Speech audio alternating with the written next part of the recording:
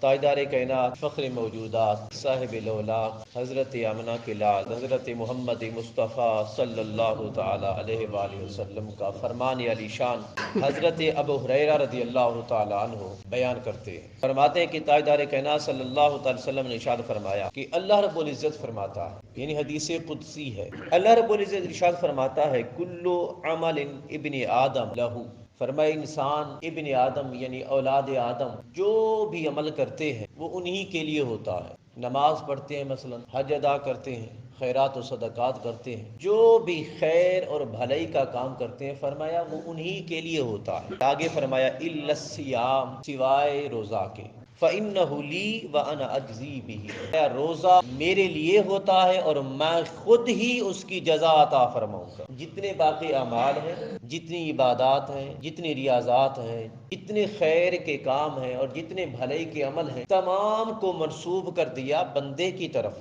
اور روزے کو جوڑ لیا اپنی ذات کی طرف۔ اور پھر دوسری روایت میں آتا ہے آقا علیہ الصلوۃ والتسلیم نے فرمایا، رب تعالیٰ نے فرمایا ہر عمل ابن آدم کے لیے ہے، جو عمل بھی وہ کرتا ہے، اور اس کی جزا کو بھی رب تعالیٰ نے بندے کے ساتھ جوڑ دیا۔ جو انسان عمل کرتا ہے فرمایا میں اس کی جزا عطا کرتا ہوں۔ ایک روایت میں آیا ہے 1 سے 10 گنا تک، یعنی کوئی عمل کیا نیکی 1 ملی، کوئی عمل کیا 2 نیکیاں ملی، کوئی عمل کیا 3 نیکیاں ملی، کوئی عمل کیا 5 6 7 8 9 10 تک، فرمایا بڑھاتا رہتا ہوں۔ اور دوسری روایت میں ارشاد فرمایا، مسلم کی ہے، فرمایا میں بڑھا دیتا ہوں 700 گنا تک۔ انسان کوئی عمل کرتا ہے تو اس کے نیکی 1 ہوتی ہے، اجر بڑھا دیتا ہوں، 700 گنا عطا فرماتا ہوں۔ 1 روپے کے بدل میں 700 روپے ملتے ہیں، یوں سمجھیں مثال کے طور پر۔ فرمایا میں اس کا اجر بڑھاتا رہتا ہوں، لیکن ہوتا اسی کے واسطے ہے جو عمل کر رہا ہے، بس اس کے ساتھ اجر کو جوڑ دیا، اجر بھی اسی بندے کے ساتھ جوڑ دیا۔ فرمایا ہاں جو روزہ ہے وہ صرف اور صرف میرے لیے اور اس کی جزا میں خدا عطا فرماؤں گا۔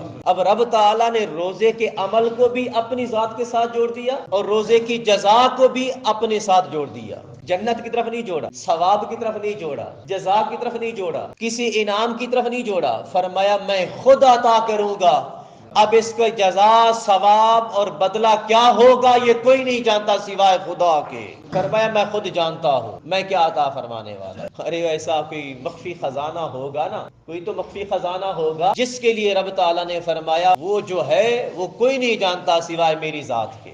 آقا علیہ الصلوۃ والتسلیم نے یہ بھی ارشاد فرمایا والصیام جنہ، روزہ ایک ڈھال ہے۔ صاف ظاہر روزے کو اتنی خاصیت ملی، یہ مقام ملا تو رب تعالیٰ نے فرمائی یہ میرے لیے ہے، اور جس شے کو رب نے فرمایا یہ میرے لیے ہے، فرمایا یہ ایسی چیز ہے جو تمام گناہوں کو بندے کی طرف آنے سے روک دیتی ہے۔ فرمایا روزہ ایک ڈھال ہے، ایک آڑ ہے، دفاعی پرزہ ہے، یوں سمجھ کسی نقصان کو بندے کی طرف آنے نہیں دیتا، بالکل نہیں آنے دیتا۔ پھر فرمایا فَإِذَا كَانَ يَوْمُ صَوْمِ أَحَدِكُمْ، جب بھی کوئی تم میں سے روزہ رکھے، جس دن کا بھی روزہ ہو رمضان المبارک میں سے، فرمایا جب تم میں سے کوئی روزہ رکھے ایک بات کا خیال رکھنا، زبان کی حفاظت ہو، فلا یرفث، زبان سے بد زبانی نہ نکلے، کوئی ایسے الفاظ نہ ہوں جن کو آپ لوگ بد کہتے ہیں، برے کہتے ہیں، برے الفاظ نہ نکلے زبان سے۔ پھر فرمایا ولا یسخب، شور و غل بھی نہ کرنا، شور بھی نہ مچانا زبان سے۔ آگے فرمایا فإنہ صابہ احد، اگر کوئی تم سے آ کے جھگڑا کرے، فرمایا جھگڑا بھی نہ کرنا۔ وجہ کیا ہے؟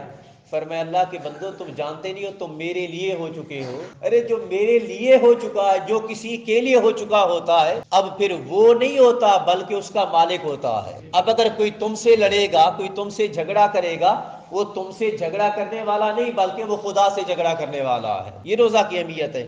فرمایا او قاتلہ، کوئی آ کے لڑے یا جھگڑا کرے، لڑنا اور جھگڑنا نہیں۔ مولا پھر ہم نے کوئی جواب تو دینا ہوگا، عمل کا رد عمل تو ہوتا ہے نا، ایکشن کا ریئیکشن تو ہوتا ہے، ریئیکٹ تو کرنا ہے کچھ نہ کچھ۔ مولا کیا کرے؟ فرمایا میرے بندو صرف اتنا کہہ دینا انی صائم، اتنا کہہ دینا کہ میں روزہ سے ہوں، تاکہ سامنے والے مد مقابل کو پتہ چل جائے یہ اپنے لیے نہیں کھڑا بلکہ یہ اللہ کے لیے کھڑا ہے۔ پھر آگے آقا علیہ الصلوۃ والتسلیم نے قسم کھائی۔ اب جانتے کہ قسم کس وقت کھائی جاتی، کس مقام پہ کھائی جاتی، کسی شے کی اہمیت کو، کسی شے کے مقام کو، کسی شے کی عظمت کو، کسی شے کے بلند مرتبہ کو بیان کرنے کے لیے قسم کہی جاتی ہے، یا حق کو واضح کرنے کے لیے قسم کہی جاتی ہے، سچ کو بیان کرنے کے لیے قسم کہی جاتی ہے، ہر مقام پہ قسم نہیں کہی جاتی۔ اور پھر قسم کھانے والا بھی دو جہانوں کا سردار ہو، رب العالمین کا محبوب ہو، رب العالمین کا محبوب قسم کھائے، فرمائے والذی نفس محمد بیدہ، فرمایا مجھے اس ذات کی قسم جس کے دست قدرت میں محمد کی جان ہے، مجھے اس ذات کی قسم۔ اور آگے دیکھیے جواب قسم کیا ہے، فرمایا لخلوف فم الصائم اطیب عند اللہ من ریح المسک۔ فرمایا بندہ جب روزہ رکھ لیتا ہے، آقا نے فرمایا مجھے اس ذات کی قسم جس کے قبضہ قدرت میں محمد کی جان ہے، فرمایا روزے دار کے منہ کی ہوا، روزے دار کے منہ کی بو رب کریم کو کستوری کی خوشبو سے بھی زیادہ پسند آتی ہے۔ پھر فرمایا للصائم فرحتان، یہ بھی جواب قسم چل رہا ہے، فرمایا للصائم فرحتان، روزے دار کے لیے دو خوشیاں ہیں۔ یا رسول اللہ کون سی؟ فرمایا پہلی خوشی اذا افطر فرحا، جب بندہ سارا دن بھوکا اور پیاسا ہوتا ہے تو روزہ افطار کرتا ہے، رب کریم اس کو خوشی عطا فرماتا ہے۔ فرمایا ایک تو افطار کے وقت کی خوشی ہے، اور دوسرے نمبر پر فرمایا وَإِذَا لَقِيَ رَبَّهُ فَرِحَ بِصَوْمِهِ، الفاظوں پہ غور۔ وَإِذَا لَقِيَ رَبَّهُ، فرمایا جب وہ اپنے رب سے ملاقات کرے گا میدان معاشر کے دن، فرمایا جب وہ اپنے رب سے ملاقات کرے گا رب کریم اس کو اپنی ملاقات کے وقت خوشی عطا فرمائے گا۔ وہ کون سی خوشی ہوگی؟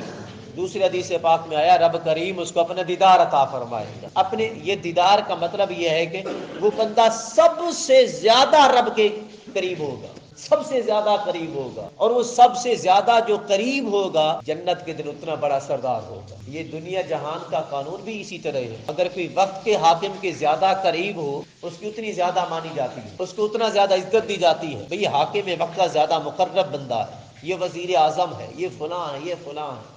ارے جو سب سے زیادہ مقرب ہوگا قیامت کے دن اس کی عظمت کا عالم بھی اتنا زیادہ بلند و بالا ہوگا۔ رب کریم نے فرمایا میں اپنی ملاقات کے وقت اس کو خوشی عطا فرماؤں گا، ایک تو اس کو اپنا دیدار عطا فرماؤں گا، اور دوسرے نمبر پر ہر کوئی کہتا ہوگا یہ رب کا مقرب بندہ ہے، اس کی عزت کرو یہ رب کے قریب ہے، اس کی عزت کرو یہ رب کے قریب ہے۔ عزتیں ہوں گی، وہ سفارشیں کرے گا، لوگوں کے حق میں باتیں منوائے گا، سفارش ہوگی۔